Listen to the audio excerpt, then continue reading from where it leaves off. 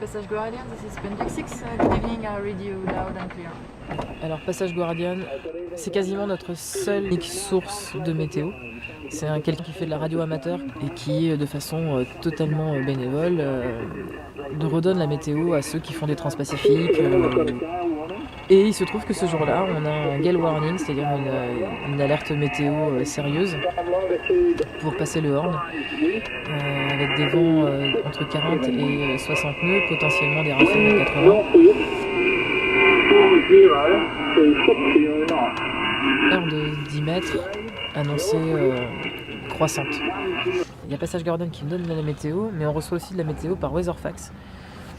Ce sont des cartes, enfin, on essaye d'appeler ça des cartes, c'est très grossier comme carte. La mer commence à se former, la houle commence à se creuser. Et à un moment donné, le vent s'est établi à 40 nœuds, 40, 45 nœuds, 50 nœuds. De 50 nœuds à 60 nœuds, redescendu à 50. Et là, ça n'a pas arrêté de monter, de descendre, monter, de descendre.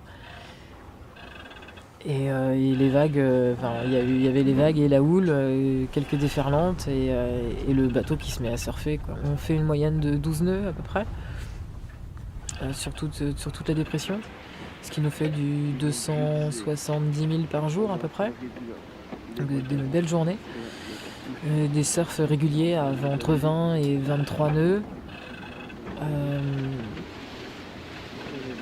Il y a quand même eu un surf d'anthologie à 28,3 nœuds, où là je pense qu'on a tous eu très peur.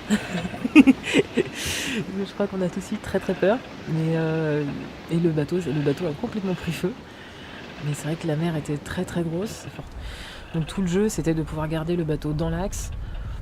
Et comme la mer n'était pas forcément très organisée, c'était souvent un gros chantier avec des vagues, de la houle qui venait de bâbord ou de tribord et qui du coup pouvait facilement prendre le cul du bateau et nous faire partir au lof en fait. Et dans ces conditions-là, en fait, il faut absolument garder de la toile. En fait, la vitesse, c'est la sécurité.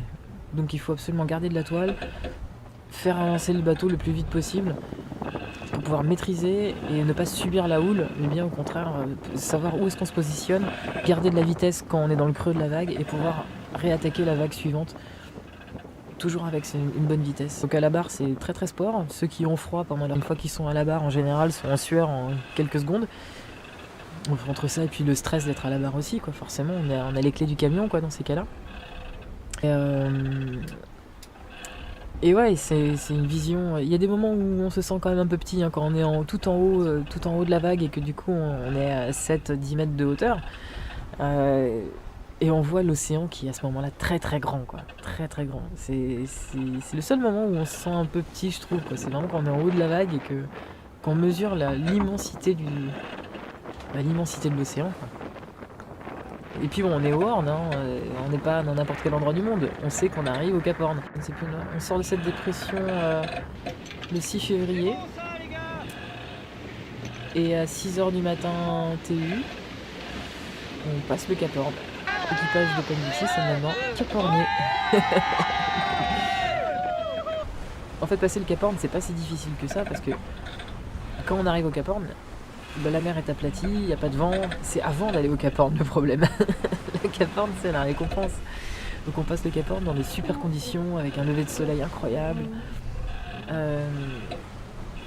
C'était le premier lever de soleil en Patagonie, quoi. Mais sublime. Palm Translated Line, et ben ils sont toujours là. Donc ils passent le Cap Horn quelques heures après nous. Du Cap Horn, on commence donc notre montée de l'Atlantique vers Punta del Este. Et on est passé par un endroit qui s'appelle le détroit de Lommer. Et ce qu'on fait passer à l'ouest des îles Falkland, anciennement appelées les Malouines. Et donc nos petits copains de Translated sont remontés aussi avec nous. Et sont là juste derrière, aussi dans le détroit de Lommer. Et on vient de se faire passer par Charles Cordelier et Gitana, qui sont aussi en train de boucler leur tour du monde. Donc Bendik 6 a gagné son pari, c'est-à-dire arriver avant les ultimes au Cap Horn. Et c'était chouette, on a pu parler un petit peu avec Charles. Et on va se retrouver à Lorient, c'est drôle. Penvixis ne serait pas Penvixis sans la folie de son équipage.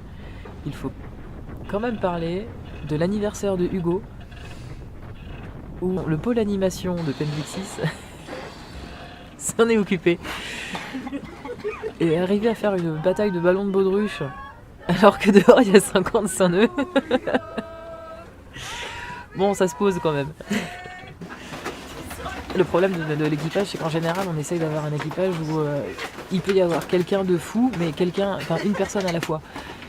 À bord, c'est souvent tout le monde en même temps. Et ça pose un problème. Tout le monde est sur les réglages, c'est cool.